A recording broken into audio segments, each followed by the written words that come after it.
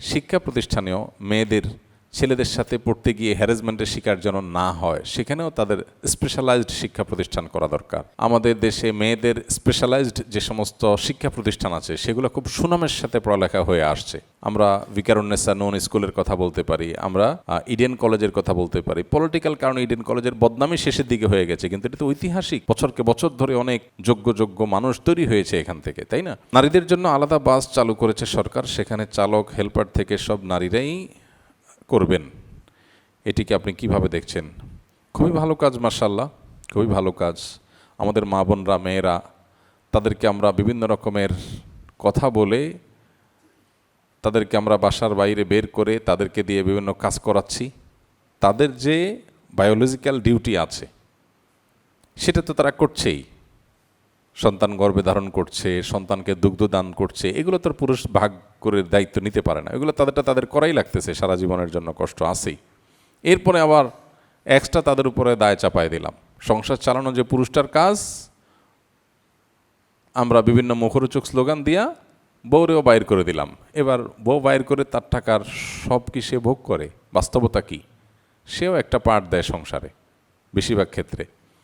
তো এই সমস্ত করে আমরা তাদেরকে বের করেছি। এখন এই সমস্ত মেয়েদের চলাফেরা, রাস্তাঘাটে দেখা যায় বিভিন্ন রকমের হ্যারাসমেন্টের শিকার তারা হয়, খুবই দুর্ভাগ্যজনকভাবে। অতএব তাদের জন্য যাতায়াতের জন্য আলাদা বাস হলে, আলাদা পরিবহনের ব্যবস্থা থাকলে সেফটি সিকিউরিটি নিশ্চিত হবে, এটা ভালো। সেক্ষেত্রে চালক সহ যারা থাকবে তারা আবার যথাযথ প্রশিক্ষিত যেন হয়, সেটাও গুরুত্বপূর্ণ, সেদিকটাও খেয়াল রাখতে হবে। আর পাশাপাশি এই কাজটা যেরকম খুবই প্রশংসনীয় একটা কাজ আমরা মনে করি, অবশ্যই সাধুবাদ পাওয়ার মতো একটা কাজ করেছে সরকার, কিন্তু সেই সাথে শিক্ষা প্রতিষ্ঠানেও মেয়েদের ছেলেদের সাথে পড়তে গিয়ে হ্যারাসমেন্টের শিকার যেন না হয়, সেখানেও তাদের স্পেশালাইজড শিক্ষা প্রতিষ্ঠান করা দরকার। রেস্টুরেন্টগুলোতে তাদের জন্য স্পেশালাইজড ব্যবস্থা করা দরকার। আমরা দেখি আমাদের দেশে মেয়েদের স্পেশালাইজড যে সমস্ত শিক্ষা প্রতিষ্ঠান আছে সেগুলো খুব সুনামের সাথে পড়ালেখা হয়ে আসছে। আমরা ভিকারুন্নেসা নন স্কুলের কথা বলতে পারি, আমরা ইডেন কলেজের কথা বলতে পারি। পলিটিক্যাল কারণে ইডেন কলেজের বদনামি শেষের দিকে হয়ে গেছে, কিন্তু এটা তো ঐতিহাসিক, বছরকে বছর ধরে অনেক যোগ্য মানুষ তৈরি হয়েছে এখান থেকে, তাই না? অতএব মেয়েদের বিশেষায়িত শিক্ষা প্রতিষ্ঠান থাকলে তার পড়ালেখার মান যে ভালো হয়, তার উজ্জ্বল উদাহরণ তো এই দুটি, এরকম আরও উদাহরণ আছে। অতএব তাদের জন্য সেটা থাকা দরকার। মেয়েদের একটা পৃথক ইউনিভার্সিটি হওয়া দরকার, উচ্চশিক্ষা যারা অর্জন করতে চায়, যাতে ছেলেদের সাথে গিয়ে হ্যারাসমেন্টের শিকার না হয়, সেই জিনিসটা দরকার। এটা বাংলাদেশে চট্টগ্রামের নামকাস্তে একটা আছে, তাও সেটা ইসলামী আইডিওলজিক্যাল জায়গা থেকে তারা চলে না, সেখানে ধার্মিক মেয়েদের জন্য যাওয়া কঠিন হয়। কিন্তু ঢাকায় সেরকম কিছু নাই। তো এরকম প্রতিষ্ঠানও হওয়া দরকার। আমরা আশা করব যে সে উদ্যোগও যথাযথ কর্তৃপক্ষ নেবেন। আল্লাহ তাআলা তাদেরকে তৌফিক দান করুন। বিতরের নামাজের সূরা মুলক দিয়ে নামাজ পড়লে কি রাতের নির্ধারিত আমল হবে? কারণ হাদিসে বলা আছে এশার পূর্বে ঘুমানোর আগে এটি তেলাওয়াত করার কথা। জি, রাতে যে কোনো সময় সূরা মুলক পড়লেই হবে। আপনি বিতরের নামাজও যদি পড়েন, ইনশাআল্লাহ আপনি রাতে সূরা মুলক পড়েছেন ধরা হবে। যদিও আলাদা করে পড়তে পারলে ভালো হয়, কারণ সূরা মুলক যেটা পড়েছেন এটা তো আপনি পার্ট অফ নামাজ পড়েছেন। নবী সাল্লাল্লাহু আলাইহি ওয়াসাল্লাম তো আপনাকে রাতে পড়তে বলেছেন, আলাদা করে পড়তে পারলে ভালো হয়। কিন্তু বিতরের মধ্যে পড়লে বা এশার নামাজের ফরজ নামাজে বা সুন্নত নামাজেও যদি পড়েন, তাতেও সূরা মুলক তিলাওয়াত করার যে ফজিলত সেটা পাওয়া যাবে ইনশাআল্লাহ। যে কোনো ভালো কাজে দালালি করে কাজটি হাসিল করলে শরীয়তের দৃষ্টিতে এর বিধান কি? দালালি করলে শব্দটা শুনতে একটু খারাপ শোনা গেল, মধ্যস্থতা করে বলেন। কারণ অনেক ক্ষেত্রে দেখা যায় মধ্যস্থতা করার কাজটা খুবই গুরুত্বপূর্ণ। আপনি একটা অ্যাম্বাসিতে ভিসার জন্য অ্যাপ্লিকেশন করবেন, এখন ভিসার আবেদন ফর্ম ঠিকঠাক মতো আপনার ফিল আপ করা, কাগজপত্র ঠিকঠাক মতো আপলোড দেওয়া, জমা করা, আপনার অভিজ্ঞতা নাই। একটা এজেন্সি, তাদের এক্সপিরিয়েন্স আছে, তারা কাজ অনেক দিন ধরে করে, আপনার হয়তো একটা আছে আরেকটা নাই, আপনি হয়তো একটা রুট জানেন আরেকটা রুট জানেন না, তো আপনার পুরো কাজটা করার দায়িত্ব তারা নিল। আবেদন আপনার পক্ষ থেকে করলো, তারা আপনার পক্ষ থেকে করে দিল, মাঝখান থেকে তারা যে প্রসেস করলো, তারা যে সার্ভিস দিল, এটার জন্য তারা ফিস নিল। তো এটা নেওয়া শরীয়তের দৃষ্টিকোণ থেকে জায়েজ আছে। যদি কেউ, আপনি যেটাকে দালালি বলছেন বা মধ্যস্থতা বলেন, মধ্যস্থতা করে উপার্জন করে, তো এটা জায়েজ আছে যদি সেখানে কোনো ধোঁকা না থাকে, প্রতারণা না থাকে। ধোঁকা এবং প্রতারণা না থাকে। ধোঁকা প্রতারণা কীরকম? আপনি ওই যে গরুর হাটে যেরকম হয়, ল্যান্ড কেনা বেচার ক্ষেত্রে যেরকম হয়, আপনি যা অযথা দাম বাড়ায় দিলেন, দাম বাড়ায় দিয়া বিক্রি হয়ে গেল, এবার বিক্রেতারা বললেন এই দাও কমিশন দিয়ে দাও, কমিশন নিয়ে চলে আসলেন। আছে না নাই? গরুর দাম হলো 1,00,000, আপনি যে 1,20,000 বলে থুয়ে আসছেন কার সামনে? কাস্টমারের সামনে। কাস্টমার চিন্তা করতেছে 1,20,000 বলছে তবুও দিল না, চলে গেল, তাহলে আমি 1,25,000 বলি, আসলে দাম 1,00,000। এই 2 নম্বরই হয় কি হয় না? এটা তো প্রতারণা। যদি প্রতারণা করে কেউ তাহলে সেই দালালি জায়েজ নয়। আর যদি প্রতারণা না করে তাহলে সেক্ষেত্রে জমির মালিক বলছে ভাই আমার জমিটা বিক্রি করে দেওয়া, সেই কাস্টমার খুঁজে আনছে, এরপরে জমির মালিক তাকে সেখান থেকে কিছু টাকা দিচ্ছে যে তুমি কষ্ট করে কাস্টমার খুঁজবা, আনবা, বিক্রি হয়ে গেলে তোমাকে আমি এত টাকা দিব। এই যে পরিশ্রম করলো সে, তার জন্য সে পারিশ্রমিক দিল, এটা জায়েজ আছে, এটা অসুবিধা নেই। বুঝে আসছে কথা? কারণ নবী করিম সাল্লাল্লাহু আলাইহি ওয়াসাল্লাম বলেছেন দাউন নাস ইয়ারযুকুল্লাহু বা'দাহুম বিবা'দ, মানুষ এই ধরনের মধ্যস্থতা যদি করতে দাও, কারণ আল্লাহ তাআলা কাউকে দিয়ে আর কাউকে রিজিক দিয়ে থাকেন, এজন্য এই ধরনের মধ্যস্থতা নাজায়েজ নয়। চাকুরির জন্য ফার্নিচার 3D ডিজাইনার হিসাবে অনেক সময় বিধর্মীদের মন্ত্র ও তাদের ধর্মীয় লেখা ডিজাইন করতে হয়, আমার বেতন কি হালাল হবে? কাজীবাড়ি স্কিল থেকে। আপনি যদি ডিজাইনার হন আর যদি কোনো অন্য ধর্মের মানুষের মন্ত্র ইত্যাদি আপনাকে ডিজাইন করতে হয়, তাহলে সেগুলোতে শিরকি কথা থাকার সম্ভাবনা জোরালো, অতএব ওইগুলো করা যাবে না। অন্য কোনো কাজ আপনি করবেন, ওই কাজ থেকে আপনি বিরত থাকার চেষ্টা করবেন। আমি চাকরি করি এবং আমার কলিগরা একসাথে যখন বাসে গাড়িতে যাতায়াত করি তখন একজন আরেকজনের ভাড়া দিয়ে দেয়, কেউ কারোরটা তারপর শোধ করি না। এখন আমার প্রশ্ন হলো, আমরা কি ঋণী হয়ে থাকবো একজন অপরজনের কাছে? কেউ যদি স্বেচ্ছায় কারোর ভাড়া দিয়ে দেয়, ভাড়া আর কয় টাকা হয় কলিগ হিসাবে দিয়ে দিল, এটা হাদিয়া হিসাবে বিবেচিত হবে।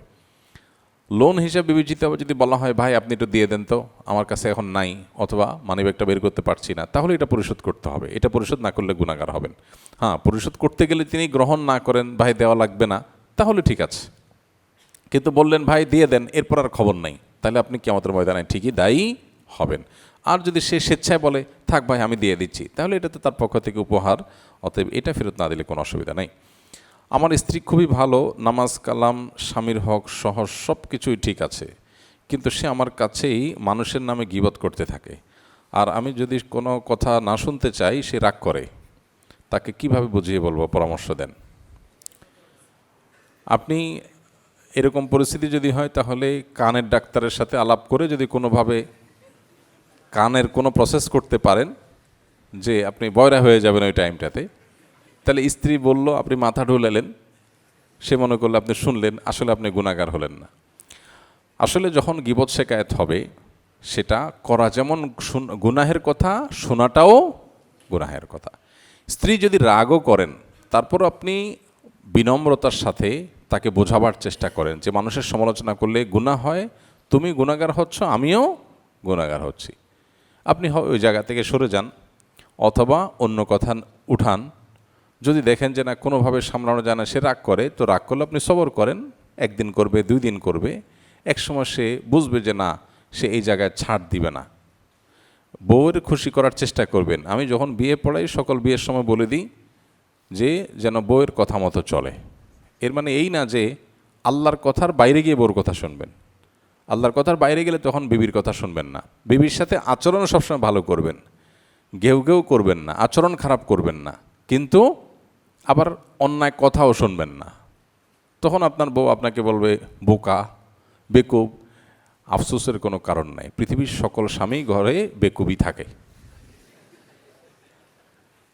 মেয়েরা কখনো কোনো স্বামীকে বুদ্ধিমান স্বীকৃতি দেয় না, যত বড় বুদ্ধিজীবী হোক, যত বড় শিক্ষিত হোক, যত বড় সায়েন্টিস্ট হোক, যত বড় রাজনীতিবিদ হোক, যত যাই হোক, ঘরে বউয়ের কাছে এই কথা শুনে নাই, আমার মনে হয় এমন স্বামী একটাও দুনিয়াতে পাওয়া কঠিন হবে যে স্বামী এইটা শুনে নাই তার বউয়ের কাছে যে পুরুষ মানে বেকুব। এই কথা শুনে নাই এমন স্বামী আল্লাহ জানে কয়জন আছে। অনেকে মনে করতে পারে আমি শুনছি, আমার কাছে শত শত মানুষের হিস্ট্রি আছে, আমি সেই জন্য বলছি। অনেক বুদ্ধিমান মানুষও বলে, তো অন্যরা যখন শুনে তো আমি তো আরো ভালো করে শুনি, এটা আশ্চর্য হওয়ার কিছু নেই। আর অবাক হওয়ার কোনো কারণ নাই, কারণ আমি তো বেকুব সাজার চেষ্টা করি আরও প্ল্যান ওয়াইজ, কারণ বাসায় যত বেকুব সাজা যাবে ততই সেফ, তত নিরাপদ। যত যা হবে দিন শেষে একটা ওজোর পাওয়া যাবে। আরে বোকা মানুষ তো বুঝে নাই। আপনার মা দিছে বকা, আপনার মা আপনার বউকে বকা দিছে, বউ মন খারাপ করছে, আপনি বলে হ্যাঁ কি হইলো, আরে বোকা তুমি কিচ্ছু বুঝো নাই, কই আমি তো কি হয়েছে আমি তো খেয়াল করলাম না, খারাপ কিছু বলছে। তাহলে দুইটা বকা শুনবেন যে তুমি বেকুব। তো বেকুব বকা শোনা অনেক ভালো ঝগড়া হওয়ার চাইতে। যে বিশ্বযুদ্ধ বাঁধবে তার চাইতে দুইবার বেকুব শুনলাম, তাতে সমস্যা কি? আর মানুষ অন্যকে বেকুব মনে করলে তখন তার কাছে ভাল লাগে, নিজের বুদ্ধিমান মনে করে, খুশি থাকে। এখন বউ যদি আপনারে বেকুব বলে মনে মনে সে খুশি থাকে যে আমি অনেক শেয়ানা, আলহামদুলিল্লাহ, আমার তো শান্তি দরকার। আমি চালাক সেজে যদি তার সাথে ফাইট করতে হয়, এরপরে সে যে অস্ত্র ব্যবহার করবে ওইটার তো কোনো প্রতিকার নাই। চোখের পানি যখন ছেড়ে দিবে আপনি তো টিস্যু নিতে নিতে হাত ব্যথা হয়ে যাবে, ওটা তো শুকায় কুলানো যাবে না। এই জন্য বাসায় খুব বেশি পণ্ডিতি না করাই ভালো। তাদের কাছে একটু বেকুব সাজলেন, দুইটা বকা শুনলেন, এটা ভালো, এটা খুব সেফ সাইড। শেয়ানামি সব জায়গায় করতে হয় না, দুনিয়ার সব জায়গায় শেয়ানামি চলে, এই জায়গায় না। এখানে বেকুব, হ্যাঁ আমি বুঝি টুঝি না, আসলে এই ব্যাকল কেসি মারি, বকা দিছে আবার বকা খাবেন, আবার বকা, হ্যাঁ তোমার বকতেছি তুমি তাও বুঝতেছো না, হ্যাঁ আসলেই বুঝতেছি না। আর বউয়ের সাথে এই টাইপের মিথ্যা কথা বলা জায়েজ আছে, বুঝে আসছে কথা? এই টাইপের মিথ্যা কথা বলা জায়েজ আছে। বউরে বললেন তুমি চাঁদের চাইতে উজ্জ্বল, চাঁদের চাইতে উজ্জ্বল মানুষ হয়? ডাহা মিথ্যা কথা, কিন্তু এটা বউরে বলা জায়েজ আছে। কিন্তু খবরদার আবার শাড়ি একটা 2000 টাকা দিয়ে কিনে আনে বললেন 20,000 টাকা, এই মিথ্যা কিন্তু জায়েজ নাই, খবরদার। কারণ এটা যদি কোনোভাবে ধরা খান মায়ের একটাও মাটির নিচে পড়বে না। এই জন্য মিথ্যা কোনটা বলা জায়েজ? পামপট্টিমূলক প্রশংসামূলক যেগুলো, সেগুলো। কি রান্না করলা তুমি, তো জন্মে জীবন এরকম খানা খাইনি, এত টেস্ট রান্না হয় মানুষের, হ্যাঁ এত স্বাদ রান্না হয়, সুবহানাল্লাহ। সুবহানাল্লাহ আলহামদুলিল্লাহ বেশি বেশি বলবেন, খুশি। যে কোনো মানুষ প্রশংসা করলে মানুষ খুশি হয়। তাহলে আমার ঘরের বউ যদি খুশি থাকে আমার জগৎ ভালো। বেশিরভাগ মানুষই এটা বুঝে না, ওখানে খুব ধৈর্য ধারণ করতে হয়। তো এই জন্য আপনার স্ত্রীকে গীবত থেকে বাঁচাবার জন্য আপনি চেষ্টা করবেন, কিন্তু আল্লাহর অবাধ্যতা নাফরমানি এখানে আপনি প্রয়োজনে পালায়ে যাবেন। বলবে বেকুব শুনেন, কিন্তু আপনি শুনবেন না। যদি মনে করেন না বউরে খুশি করার জন্য গীবত শুনি, আরও কিছু শুনি, না সেটা জায়েজ হবে না। অন্যায় কাজে কোনো ছাড় দেওয়ার সুযোগ নাই। স্বামী তার স্ত্রী জীবিত থাকা অবস্থায় কি তার স্ত্রীর আপন বোনের মেয়েকে, ভাগ্নিকে বিয়ে করতে পারবেন? না, হারাম, এটা জায়েজ নাই। একটা মূলনীতি বলে রাখি, সেটা হলো এমন দুইজনকে বিয়ে করা যাবে না, একসাথে বিয়ের অধীনে রাখা যাবে না, যাদের একজন পুরুষ হলে আবার একজনের সাথে বিয়ে করা জায়েজ হতো না। এটা একটা প্রিন্সিপাল, মৌলিক নীতি। যেমন যিনি প্রশ্নটা করলেন, খালাকে বিয়ে করেছেন, কোনো মেয়েকে বিয়ে করেছেন, ওই মেয়ের ভাগ্নি বোনের মেয়েকে বিয়ে করছেন। তা বোনের মেয়েকে বিয়ে করতে যদি চান, সেকেন্ড ওয়াইফ হিসাবে যদি কেউ করতে চান, জায়েজ নাই। কেন জায়েজ নাই? কারণ এদের একজন যদি পুরুষ হতো আরেকজনের সাথে বিয়ে জায়েজ হতো? মনে করেন ওইটা ভাগ্নি জায়গায় যদি ভাগনায় হতো, বোনের ছেলে হতো, খালার সাথে বিয়ে জায়েজ নাই নাকি? তো এই জন্য এমন দুইজন নারীকে একই সাথে স্ত্রী হিসাবে রাখা জায়েজ নয়, বিয়ে করা জায়েজ নয়, যাদের একজন পুরুষ আরেকজন নারী হলে তাদের পরস্পরে কি হতো না, বিয়ে জায়েজ হতো না।